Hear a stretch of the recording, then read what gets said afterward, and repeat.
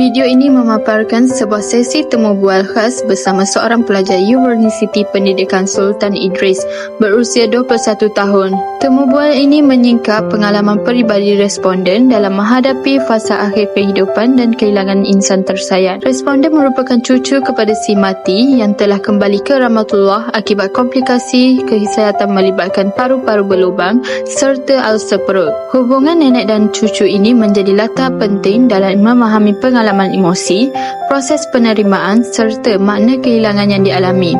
Temu bual ini berlangsung di Masjid Al-Mursyidin sebagai ruang refleksi dan ketenangan. Sejajar dengan tajuk yang dibincangkan iaitu Final Stage, Dying and Bereavement. Assalamualaikum Cik, nama saya Widiana binti Nafir. Saya mahasiswi Universiti Pendidikan Sultan Idris. Boleh ceritakan sedikit perasaan Cik selepas kehilangan orang tersayang? Sedih. Masa tu masih kecil. So, keliru kenapa Allah ambil dia. Walaupun kita sayang dia lebih daripada, kita sayang dia lebih. Tapi masa tu kecil, jadi kita tak tahu kenapa Allah ambil dia. Banyak pertanyaan dalam otak. Apakah perubahan emosi yang Cik alami pada ketika orang tersebut meninggal dunia? Sedih yang meratapi. Dan over the years, hasilkan move on.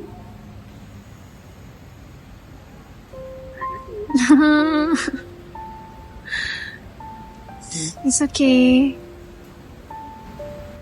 Masih tak boleh move on. Sampai sekarang. Tak maaf ya, saya teruskan kepada soalan ketiga. Macam mana Cik menyesuaikan diri dengan kehidupan selepas orang tersebut pergi?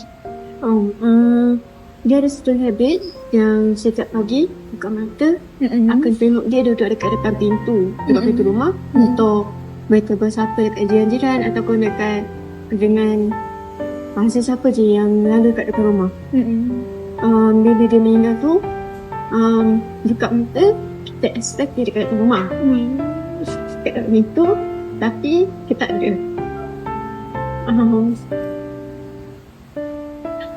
Dan orang yang support saya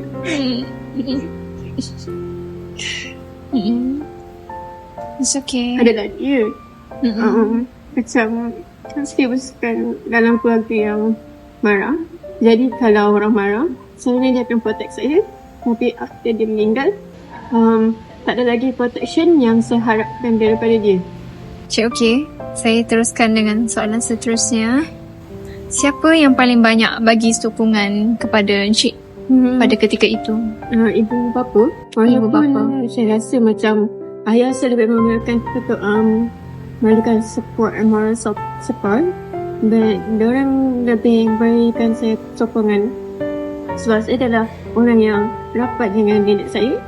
Dan juga pakcik-makcik yang sudah yang tahu memang rapat dengan nenek tu. Kira Encik orang paling rapat lah dengan nenek. Sehinggakan jiran-jiran yang tak ada kaitan dengan keluarga tu pun datang support masa dia meninggal. Yang dia bagi physical physical support dan moral support. So jelaslah dekat sini ibu bapa lah yang banyak bagi sokongan dekat Encik. Ya, ibu bapa diorang adalah memainkan peranan penting dalam memberikan sokongan terhadap saya lah. Macam mana keluarga bantu Encik hadapi duka cita tu? Dari segi apa? Macam mana? Daripada pelukkan.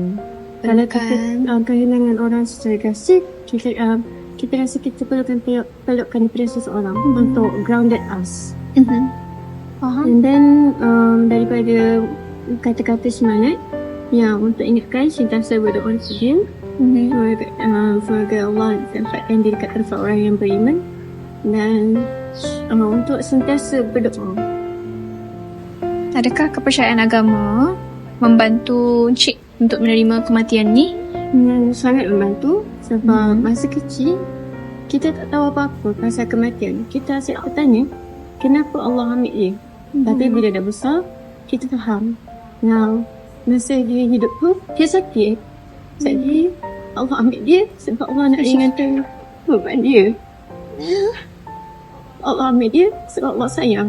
Allah tak akan nak ambil orang tu sebab pasal saja je. Dan kita ada limit dalam dunia ni untuk kita hidup. Jadi, dan saya percaya rezeki dia untuk hidup kat dunia ni dah habis. So Allah ambil dia. Dan sebenarnya tu untuk kebaikan dia juga. Kalau dia hidup lebih lama, dia akan lebih sakit. Jadi biar Allah ambil dia. Jadi bila saya dah besar, saya redha. Jadi kepercayaan agama cukup membantu Encik lah untuk menerima kenyataan. Kalau saya tak percaya dan saya percaya Allah, saya rasa sampai sekarang saya tak boleh terima kematian dia. Okay, sekian saja daripada saya. Terima kasih atas jawapan yang diberikan. Okay. Terima kasih.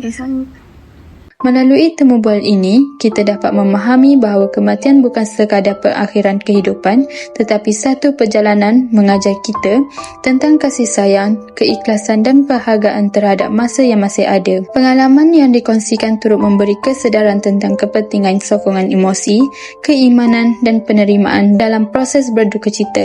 Diharapkan perkongsian ini dapat menjadi pengajaran dan refleksi kepada penonton agar lebih menghargai insan tersayang serta bersedia secara emosi dan spiritual dalam menghadapi kehilangan di masa hadapan.